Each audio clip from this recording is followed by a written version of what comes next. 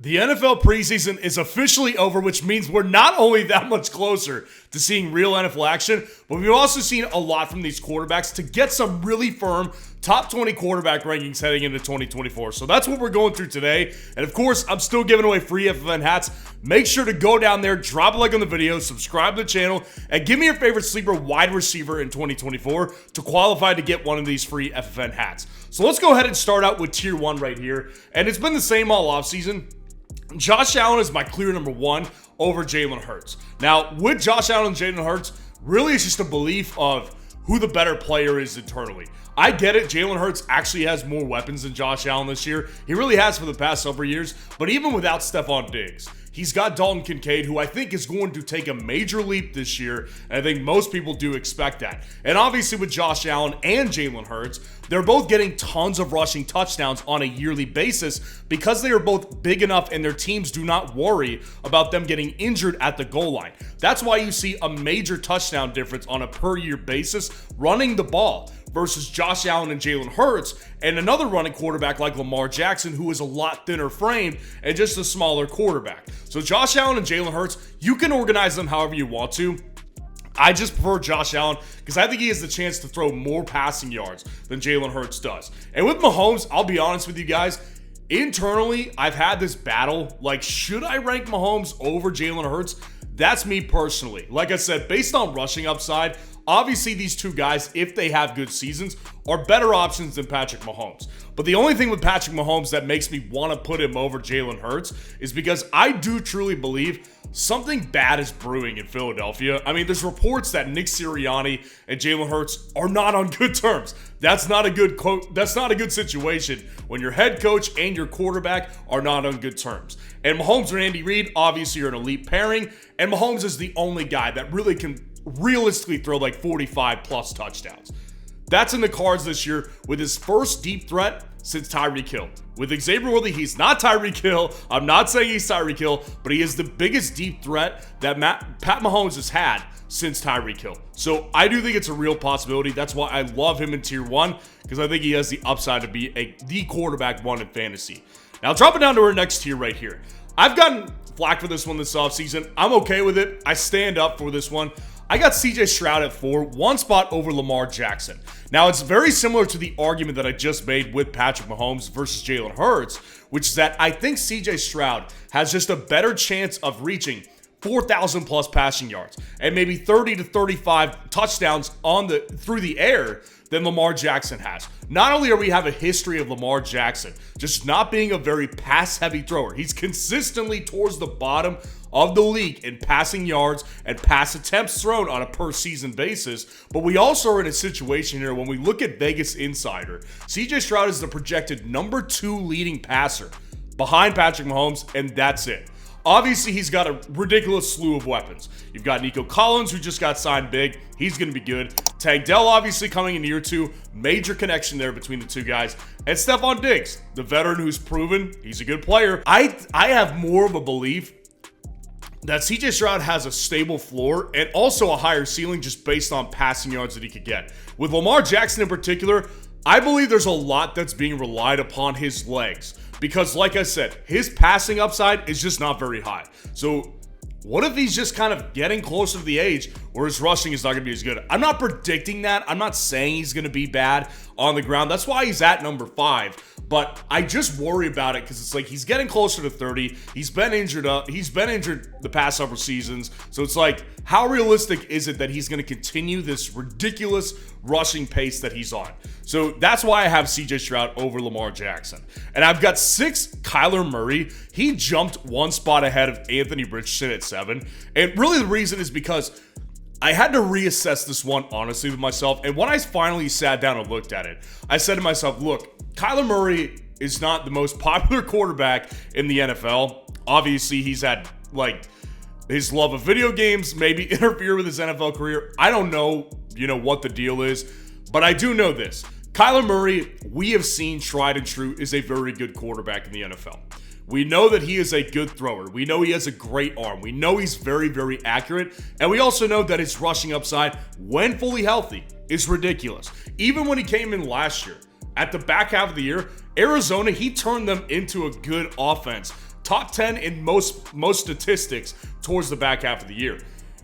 With Anthony Richardson, I get the upside. I totally get the upside. But I've taken very little of him on underdog drafts, on ESPN drafts, you name it, anywhere you're drafting. I've taken very, very little of him because not only do we have like a 3 or 4 game sample size from last year, we also are in a situation with Anthony Richardson where I watched this guy during the preseason and he was really hot and cold.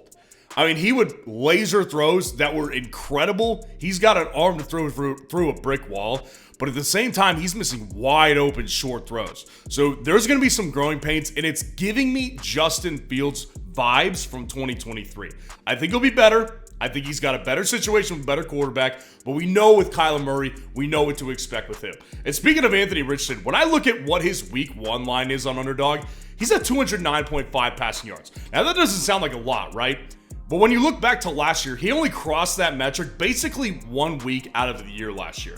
So can he do it this year? I'm sure he will at some point, but in this week 1 game versus Houston, that Houston defense is going to be really good this year. I'm going to take the lower on this one. And starting at 11 a.m. Central today, NFL Week 1 discounts for the Tampa Bay versus Washington game are live at 11 a.m. And if you want to hop in on one of these lines right here, you only have 1 week to decide which discount is best for you. So if you haven't gotten in on Underdog yet, you got to fix that right now. Join Underdog today using that link in the comments below. And when you sign up using code FFN to deposit money, they will give you a 50% deposit match with up to $1,000 in bonus cash. So they'll throw free money at you so you can play around with it doing pick'ems or even doing some of these Underdog best ball tournaments, which you have very limited time to get into again. So use code FFN to join Underdog today.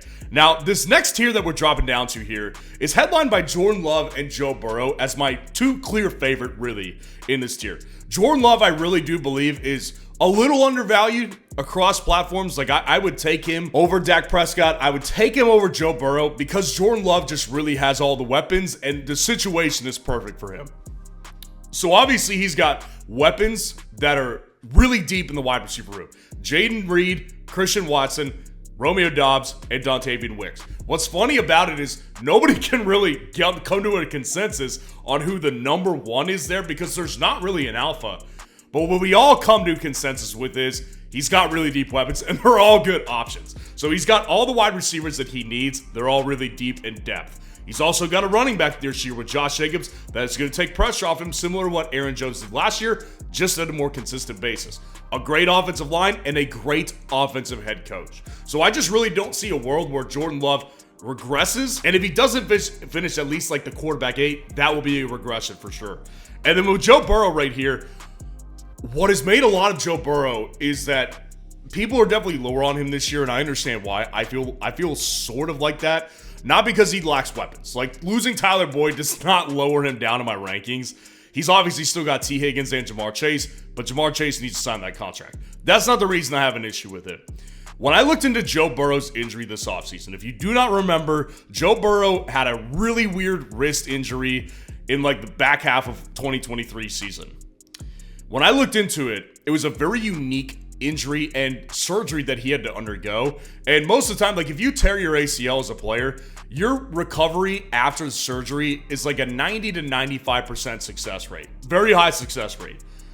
With this particular injury, what I found is it's around like a 70 to 75 to maybe 80% success rate after surgery. So still a decently high number, but that makes me worry for sure because what I also saw in that research was that the orthopedist was saying the real test is when he starts to get hit. When he starts to get hit and he, falls on the wrist, that's going to cause some issues for sure. And this is going to be a chronic pain thing that he's going to have to deal with. That's the part that worries me here with Joe Burrow. But obviously, we've seen him be elite. We know he can give you 40-point games. That's why I like Joe Burrow still inside the top 10. And then to round out this tier, Dak Prescott and Jayden Daniels. I caught some flack for not ranking Dak inside my top 12 last time. And the reasons I provided were, listen, I think he's going to be more interception prone this year. And I also believe that when you actually look at this Dallas Cowboys team, what he is basically a twisted ankle to CeeDee Lamb away from irrelevant weapons. And that's not good for Dak Prescott. He needs CeeDee Lamb there. I'm not predicting CeeDee gets injured, but a lot relies on CeeDee Lamb. Because if CeeDee's gone, even Jake Ferguson is not going to be able to shoulder the load for Dak Prescott to get what he needs to be a top 10 quarterback. He needs to have a lot of passing yards. He needs to have a lot of passing touchdowns. And if he doesn't have CeeDee Lamb, this is a problem. That's why I've got him ranked at 10, because I do worry that he has to rely on one guy in particular. And Jayden Daniels here, this is my big rookie prediction of the NFL season. I love Caleb Williams. We obviously seen him. We'll get to him here in a little bit. But Jayden Daniels, the unique thing about it is that when you look at the history of quarterbacks in fantasy football, typically not a very friendly thing. Like CJ Shrout is kind of one of the last good ones that we've had in recent memory in fantasy. It usually doesn't go down like that. What separates Jayden obviously from the rest is that his rushing upside is ridiculously high. When he came out of college, I always thought his rushing upside was similar to Lamar Jackson's. Not saying he is Lamar, but what I do like about Jayden a lot as well, watching him in the preseason, watching him throw darts deep, he's got a great deep ball, and just darts that are really short and fitting it into tight windows, that gives me a lot of confidence in his arm. So I don't think he's going to come out and have 4,000 yards passing, but what if he comes out and he has 3,200, 3,300 passing yards, and maybe 20 passing touchdowns and like 600 plus rushing yards, that will make the difference here and make him a top 12 quarterback. And that's my big prediction for a rookie this year. Now, dropping down to our next tier here, we've got our boring guys that are just really steady and have all the weapons that they need. Jared Goff, Tua Tagovailoa, and Brock Purdy. Now, with Jared Goff and Tua, I think you can rank these two how you want to. I prefer Jared Goff because I believe in Detroit's ability to get it done closer to the end of the season. So the reason this is a big deal to me is because when you think about what your team is going to be doing in the playoffs, if you're going late quarterback, you want to make sure your quarterback is going to be producing at a high level towards the end of the season when you're actually fighting for a fantasy football playoff spot and when you're fighting to win a championship. And just based on the weapons that are there in Detroit, with Amon-Ra St. Brown, Sam Laporta, the two running backs, the offensive line, and the coordinator, I have more faith in the stability of that section for him to get the job done consistently. With Tua, I think his production is mostly front-loaded at the beginning of the season. So I think Tua is going to start out the season much better than Jared Goff, but I think as the season goes on, the weather gets colder. What we've seen from this Miami Dolphins team is they typically don't respond well towards the back half of the season. The colder the weather gets, the worse that Miami plays, just historically what we've seen with Tua. So I think a lot of his production will be front-loaded, and he probably won't be as good as Goff towards that end of the season. That's why I prefer Goff. And then with Brock Purdy here, Brock Purdy is probably going to be one of the most steady players this year in fantasy, I think. I think he'll cut down on the interceptions that he had last year, and he's obviously still got the weapons here. I think what worries me a little bit more with Brock Purdy is his weapons aren't as young as the Detroit weapons or the Miami weapons, right? So if Deebo Samuel starts to age a little bit, maybe gets injured, George Kittle does the same thing, they're kind of relying on like maybe Brandon Ayuk being there and maybe an older Christian McCaffrey. So there's a lot of issues that I have maybe that could pop up with their potential weapons here. That's why he's at the bottom of this tier, but obviously they're all still good options. Now dropping down to this next tier right here, I've got Trevor Lawrence, then Caleb Williams, then Justin Herbert, 15, 16, 17. With Trevor Lawrence here, I like him the best here because I do believe that his weapons are the best of the bunch between him and Herbert, but he's obviously not a rookie, so I do give him the edge over the rookie quarterback in this scenario right here.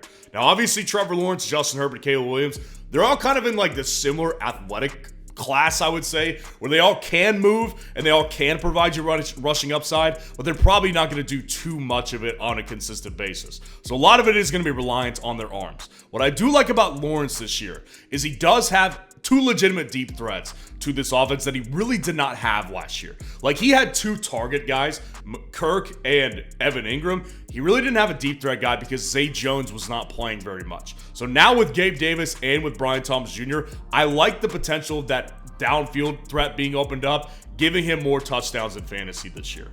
Now with Caleb Williams, obviously, you've been watching him in the preseason. He's made highlight throw after highlight throw. I love Caleb Williams. I'm so in on him in a dynasty league. But the reality is that with quarterbacks as rookies, again, they're not super fantasy friendly. It's just not the reality. So I prefer Jayden over him because of the rushing upside he provides. But that being said, him being down here at 16, probably ridiculous value if he was to be drafted as the 16th quarterback in a fantasy draft. He's obviously got ridiculous wide receivers. The only thing I don't trust is the Bears' history with offensive players, so I'm a little leery of it, but this could be viewed as a ridiculous value here, and I could easily be wrong, and I'm willing to be wrong about this one. Justin Herbert at 17 obviously lacks the weapons, but what I like about it is his situation is so much better than he's ever seen. Obviously, with Jim Harbaugh coming in at quarterback and bringing along Greg Roman, I think this system is set up to succeed with Justin Herbert. The problem is, I think next year, when we take a look back and maybe they add another wide receiver, they'll probably be looking a lot better. But right now, I don't trust Justin Herbert to provide big upside games. Like, even in his own tier, I trust Caleb to have better games than Justin. I trust Trevor to have better games. I think Justin Herbert will be pretty consistent because he's going to be really steady this year. But just with his lack of weapons, I struggle to see the big downfield threat, which does, of course, limit his fantasy upside. Now, dropping down to our last tier right here, I've got Kirk Cousins and Aaron Rodgers, my two old guys right here. Now, with Kirk Cousins, I feel like I'm the only one who has significant concerns. Like, I could easily see myself removing him over, like, the next 2 weeks. Just seeing what's going on in my head. Kirk Cousins worried me. Late 30s, coming off an Achilles tear. The weapons are, he's got Drake London and Kyle Pitts, who I like both of them, but both of them are relatively unproven, I would say. So I believe this offense is going to be run first. I've been kind of on the record for saying that for a while. So I don't think his upside is what it was in Minnesota. I don't think they're pass first. I think they're run first. And that's what worries me about Kirk Cousins. With Aaron Rodgers, obviously 40 years old, coming off an Achilles tear as well.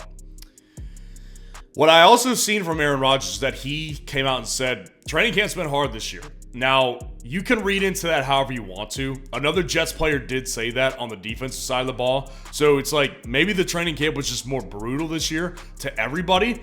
But with Aaron Rodgers, a lot relies on Garrett Wilson in this offense. And I trust Garrett Wilson to get it done. I actually don't know how good we'll see Rodgers. I think Rodgers, best case scenario, we see like 80 to 85% of who he was. I just don't think it's realistic to expect MVP level Aaron Rodgers at this point, and I don't think anybody really does, which is why he's usually down around this range in fantasy drafts. And then rounding out this whole thing, Will Levis is my other big prediction this year. Will Levis, I think, either finishes here or he's going to be like a top 10 quarterback, similar to a Jordan Love type of ceiling. Now, here's my thing with Will Levis. The reason I've drafted so much of him on underdog is because when you look at what happened last year, they had obviously Mike Vrabel still in the building, no real weapons at the wide receiver position. D-Hop was fine, but a lot of times just didn't provide much upside. So Will Levis walked into a bad situation mid-season and just didn't do well. They fired Mike Vrabel, a very good coach, to go offensive first. They got a lot of new weapons. Calvin Ridley's there. They've obviously got Tyler Boyd there. He's viewed as like the safety blanket, by the way. And they've got new running backs. They've got Tyjae Spears in his second year and Tony Pollard over there now. So the offensive line is improved as well. At least it should be based on what they spent this offseason. So this offense should theoretically be better. And I think they are trying to make Will Levis work as much as they can. So I believe he's either a bottom 20 quarterback or he's going to be a top 10 quarterback in fantasy this year. Wide range of outcomes for Levis. So let me know what you think of the rankings in the comments below. And if you want to see the top 60 overall rankings for 2024, click on this video right here.